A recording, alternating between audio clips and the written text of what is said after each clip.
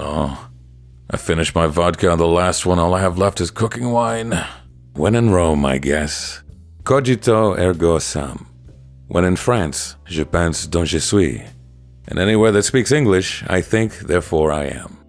At the core of modernity and Western philosophy is the idea that we can never really know truth. So our perception is just as, if not more, important than reality. Nothing exemplifies this quite like the quirky trend of yesteryear girl math, which I will be referring to as vibe math because it's not exclusive to the fairer sex. We all do it. Doesn't it feel great to find money after doing laundry? Every time I find a hot crumpled $20 bill, I feel I've unearthed what remains of Pablo Escobar's hidden wealth. You found a real-life money glitch there. It's not the reality, obviously. You lost $20 and now you got it back. But you're not feeling relief from recovering funds. You feel the gods have blessed you with free money. The dryer's finally paying you back for all those missing socks. Perspective does a lot of heavy lifting here. When you buy something for half off, you don't consider that maybe you're now getting it closer to its real value and it was a scam all along. No. That thought reigns on the savvy consumer parade. Think of the money you're saving if you buy it. Don't think about the more money you'd save if you didn't, though. Vibe math is the endearing pet name we give to bad budgeting. And all the proof René Descartes needed that what you feel feels more real than what's real mixed with the modern consumerist identity, you are what you buy. I shop, therefore I am. I don't necessarily buy that. I believe most of what you buy only speaks to your spending habits. It's not a reflection of your character. No amount of in-game purchases can substitute for a personality.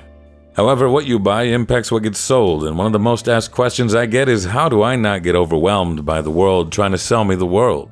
Quick note for full transparency, I do get to play most games for free, but I do not own every game for free. I still buy my own games, and these are the same practices I held before I got into the industry. I'm not going to tell you how to spend your money, but I'll gladly let you have a peek inside my brain and my wallet. Firstly, I don't pre-order video games. I understand pre-ordering comes from a time when physical retailers needed a head count so they'd stock up the right amount of copies for release day, but no games ever had me in that much of a hurry. You don't even get cool, tangible items you can keep like a poster.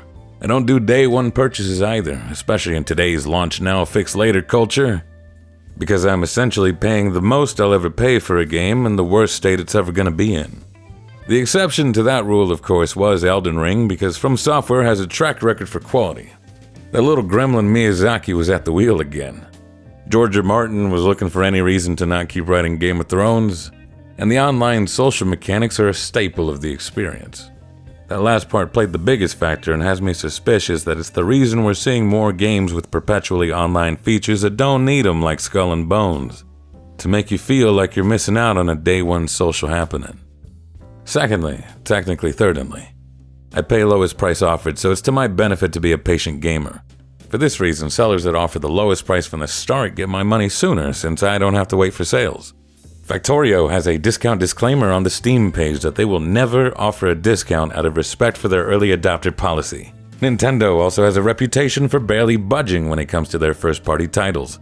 People may not like the fact that they'll never be able to get Factorio or Breath of the Wild for less than $5 in this lifetime, but I prefer it over constantly having to browse for deals and risk-triggering impulse purchases. Keeps my backlog trim and lets me fit more vices in my day-to-day routine. I used to worry that if I waited too long, then I risked the games feeling outdated, but that hasn't been much of a problem since around 2017. The graphical advancements are hardly recognizable and games take longer to make, so new releases still leave breathing room for older games. See Horizon, Red Dead 2, God of War. If you do care about looks, then I'd recommend giving games with stylized graphics a chance since they age far better than those gunning for realism. I have a rare genetic mutation that lets me care less about graphics, so I'll probe even deeper into the annals of gaming. And I'm also not worried about being late to the conversation because thankfully I'm an introvert. And strangely, even though I've been doing this for 2 years, I still haven't run into a conversation where we got into the meat and bones of a game. It's always the same question: did you play it? Did you like it? Gaming conversation seems to revolve around attendance and a quick gauge of favor. But if you would like someone to talk to, there is always Our Patient Gamers. It's a subreddit for games that are at least a year old, but it's not uncommon to see someone excited to talk about playing Fallout for the first time.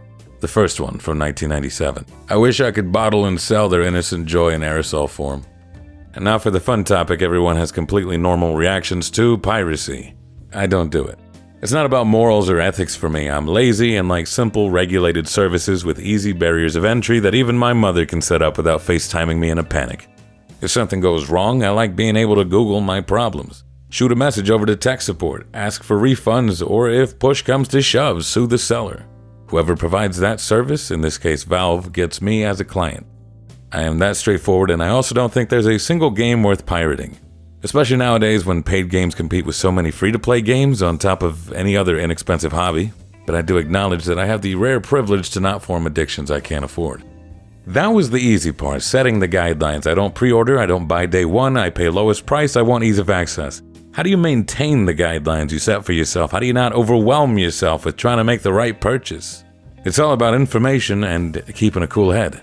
Every purchase is at minimum a four-way standoff. There's me, my money, the seller, and their product. There's no family here, no friends, no allies. So no awkward text messages in the middle of the night going, "What are we?" They already defined us in the license agreement no one ever reads. We're end users.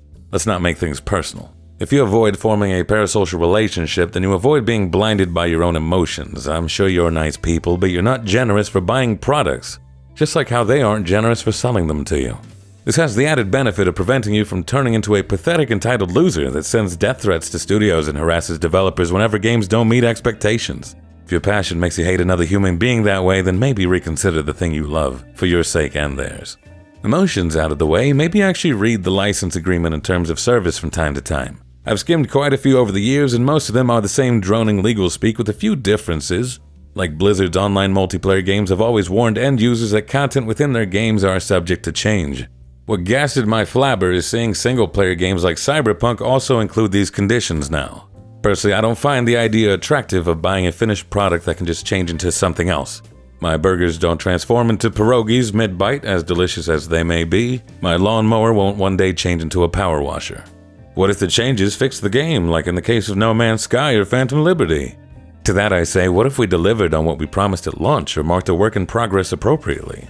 I have no qualms with early access games because I'm fully aware of the risk when I buy them.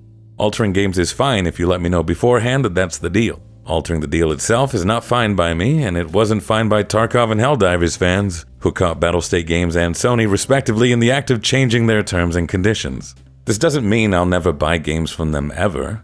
This means they fall lower on my list of trusted sellers until they can turn their reputation around. They have to wait in line behind other studios like Supergiant Games that I personally consider premium sellers because of their quality and service on top of my taste. It's what I do with companies that can't be trusted with my money. I refund, I state my disapproval, and I take my business elsewhere.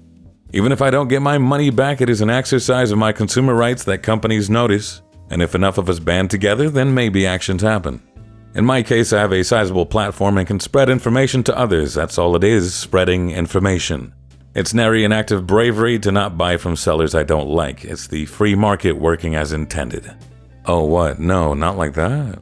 And one last thing, have some sympathy on yourself and others. It's gross seeing people get harassed for the things they buy. It doesn't make you a good or a bad person. One bad purchase ain't gonna kill you. And it does take a while to figure yourself out. It takes longer to get to a point where you can confidently stand your ground and say, no deal. I don't get what people see in wine. It tastes like a Welch's grape juice left in the back of the car too long. Oh, God. Does that mean it's good? Yeah, is that what dry wine means? How does one dry wine exactly? You dry it too much, it all evaporates away, and you form this wine cloud with the condensation and then precipitates wine. I know the rain cycle. It's alright, I guess, once you get past the taste of the whole thing, really. Getting a little sleepy. Really makes you appreciate the taste of glass, if nothing else. Oh, this is non-alcoholic. Yeah, you keep telling that to yourself.